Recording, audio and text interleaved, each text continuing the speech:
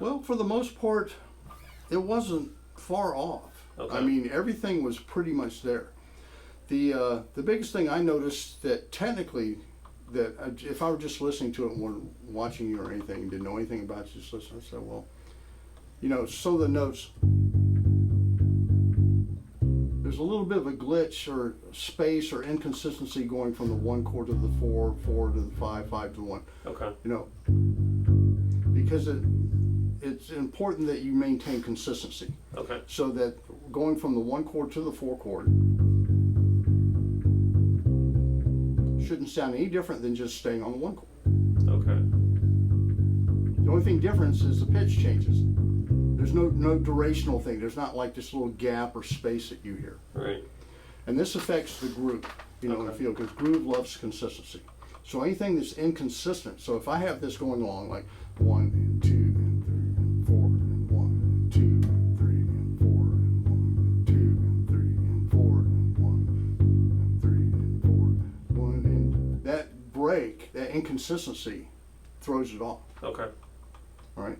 So technically speaking, one of the things that you need to get going is moving from whatever you're playing in terms of this, making very smooth and connected notes, so that going from 1 to 4 and 4 to 1 don't sound any different than just staying on the 1. Okay.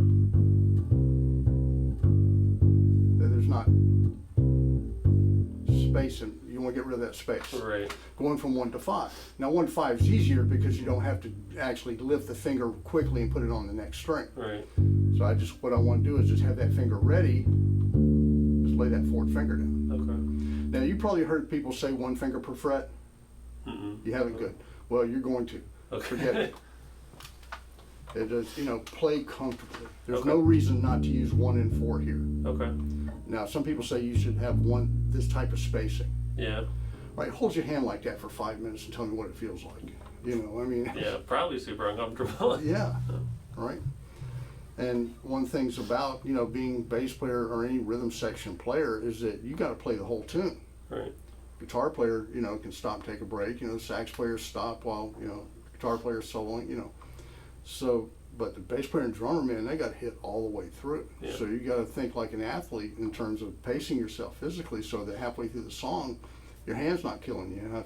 Right. You know, something happens, you know, to your playing because it hurts or something. Right. Okay. That's good to know. So play comfortably. Yeah. Okay. Now there's situations where you might have to stretch, and you stretch when you do, but you always go back to this default position. Okay. And that video of that other guy, he talks about that. Okay. Very good stuff to watch. Okay. Because the quality of your bass playing will come down to the choices you make with your hands. Okay.